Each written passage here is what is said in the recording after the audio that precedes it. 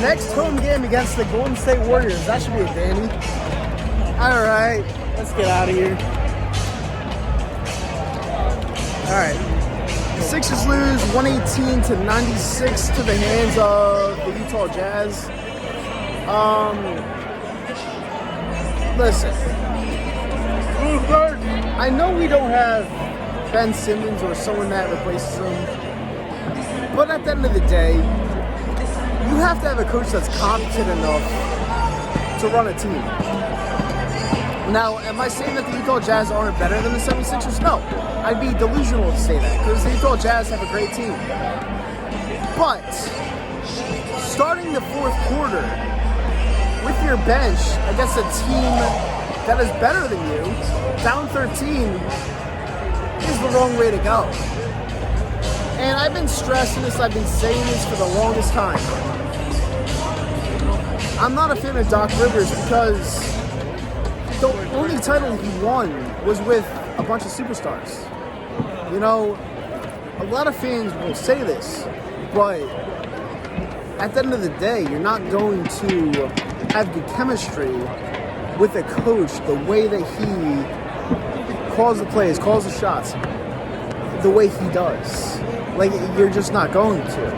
And, you know, I'm not saying that we have the best players. I'm obviously not saying that. Georges Niang, I think, is one of the worst players I've ever seen. I'm not even being like over the top saying that. I think he's one of the worst players I've ever seen. Like, off balance shooting, I think he's a very bad player. But at the end of the day, it's, you know, you're sitting Embiid way too much. Granted, he had the virus. I understand that, but you're sitting him way too much. You're putting Georges Niang on top of Rudy Gobert. It's just really bad coaching.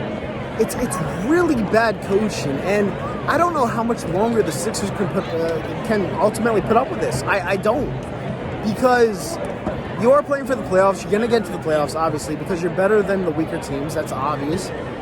But you saw a team in the Utah Jazz that's not necessarily one of the greatest teams in the NBA come in and just dominate us like we were not even there. And to me, that's a problem. So either you got to figure the Ben Simmons thing out, bring in a superstar, or you got to get rid of the coach. Those are the two things. Because without that, it's What do you think about Glenn Rivers? Doc Rivers? Yeah. I was explaining it on video. I know. I heard. He's not a good coach. Honestly, he's really not a good coach. And I've been stressing this for months, years. He's just not a good coach.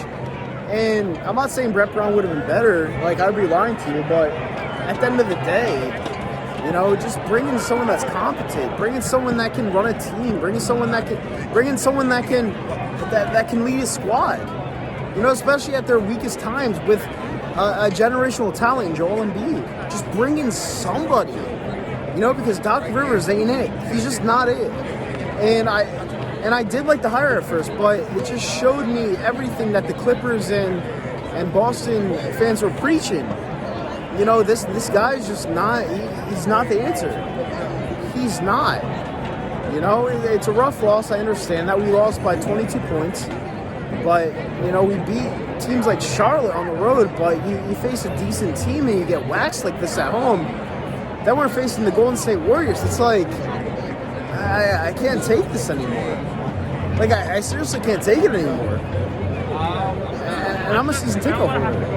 You know, so it's like, if someone has to say it, it's got to be me. Because I can't take it anymore. I can't. Like, this Ben Simmons thing, like, he should be on the court playing first right now. He's holding his king's ransom. We can't trade him because you want to trade him for gold when nobody wants him. And it's like, what do you do? In that case, in that situation, you got to get a better coach. You got to do something. Because right now what we're doing is not enough. It's not. So, it is what it is at the end of the day. I'm out of here, and whatever. Go Sixers.